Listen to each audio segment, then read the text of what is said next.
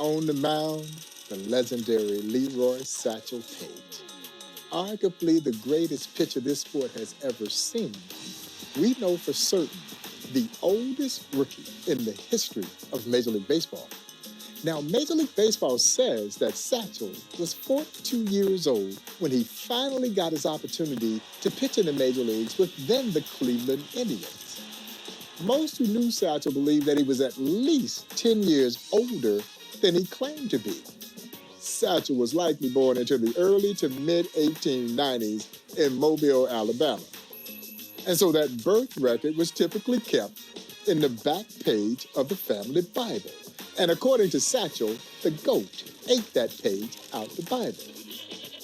His original tombstone has a question mark by his birthday. Yeah, the old man literally took it with him to his grave. But when we talk about Satchel Paige, there is really no one to compare him to. Not someone who combines the longevity. By his estimation, he pitched in over 2,600 games. The great stuff. Recorded some 55 no-hitters and only God knows how many strikeouts. And the charisma. He could sell it. Yeah, he could sell it, but he could also back it up.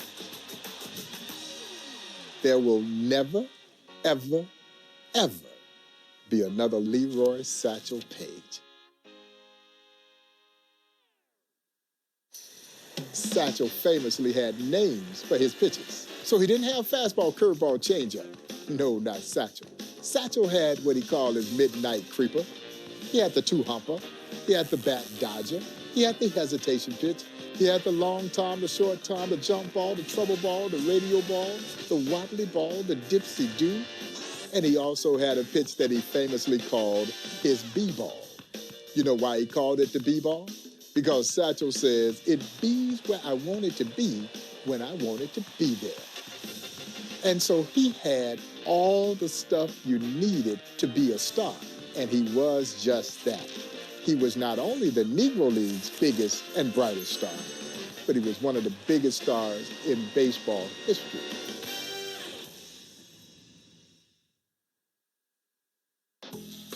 They clocked Satchel Paige unknowingly in a ball game in Griffith Stadium in D.C. Satchel retires aside, and the kid from the military comes over. Mr. Paige, we clock your fastball at 105 miles per hour. Satchel looks at the kid. He says, son, I wish I'd known you were timing me. I could have thrown harder than that. Yeah, you'll hear from the old Negro League players who saw Satchel in his prime that if anyone tells you they saw his fastball in the hitting zone, they're lying. Yeah, you might have seen it leave his hand, but by the time it got there to home plate, it literally was about the size of an aspirin tablet. What really made Satchel so special was 105 with pinpoint control. He could put it exactly where he wanted to put it, and I'm not talking about just throwing strikes. The catcher set the target. He hit the target. He didn't miss. You see, he didn't warm up in the bullpen like most pitchers do, throwing to the catcher across home plate. You know what Satchel would use? A stick of foil chewing gum wrapper. The catcher would sit the chewing gum wrapper on top of home plate. And wherever the catcher moved the chewing gum wrapper, Satchel right over the top of that chewing gum wrapper. And as Satchel would say, he'd work both corners of that chewing gum wrapper. He was absolutely uncanny. Hey, please like, subscribe, and hit the notification bell.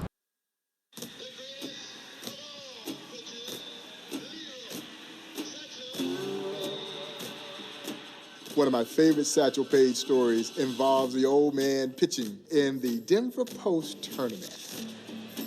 They're playing an all-white semi-pro team. The first kid from the semi-pro white team gets into the batter's box. Satchel throws him a fastball. He dribbles it down the third base line. It stays fair. The kid beats it out, gets an infield hit. Well, about that time, one of the kids from the opposing team steps into the dugout steps and says, let's beat him. He ain't nothing but an overrated darky. Well, Satchel Paige had a nickname for everyone. His nickname, famously for the legendary Buck O'Neil, was Nancy. That's a whole nother story. But anyway, Satchel looks over at first base and he says, "Nancy, did you hear that?" Buck said, "Yes, Satchel, I heard him." He said, "Nancy, bring him in." So Buck turns and motions for the outfield to take a couple of steps in. Satchel looks over at first base. He says, "Nancy, bring them all the way in." Honest to God's truth, there were 7 guys kneeling around the mound. And Satchel strikes out the side on 9 straight pitches. He looks into the opposing team's dugout and says, "Overrated Darky Hay." But the legendary Buck O'Neil always said, if he had one game to win and any choice of any pitcher from any era, it would be the legendary Satchel Paige. He says you might beat him when he was out there messing around, but when he was locked in, forget about it.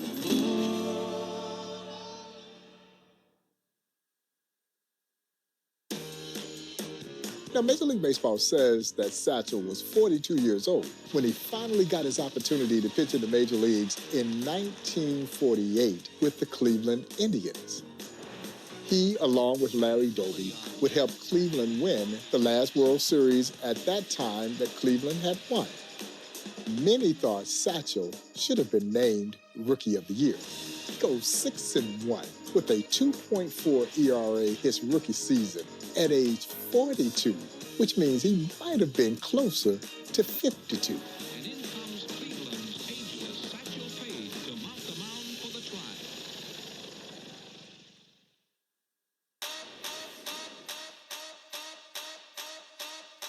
Now, Satchel in 1965 is believed to be 59 years old if you believe he was born in 1906, which I do not, but for the sake of the story, we'll say that he was indeed born in 1906. He pitches 3 shutout innings against the Boston Red Sox, giving up only 1 hit in those 3 innings. Great trivia question. Who got that lone hit off of Satchel? The legendary Carl Yastrzemski. Yaz. Yaz gets a double against the old man. Satchel leaves him at third and shut down everybody else over 3 of the most remarkably pitched innings in baseball history. And they were all turning, going back into the dugout in utter disbelief that they couldn't hit that old man. Without question, Satchel Paige was the Negro League's biggest and brightest star. The man would ride into towns, and the entire towns would shut down to watch him pitch.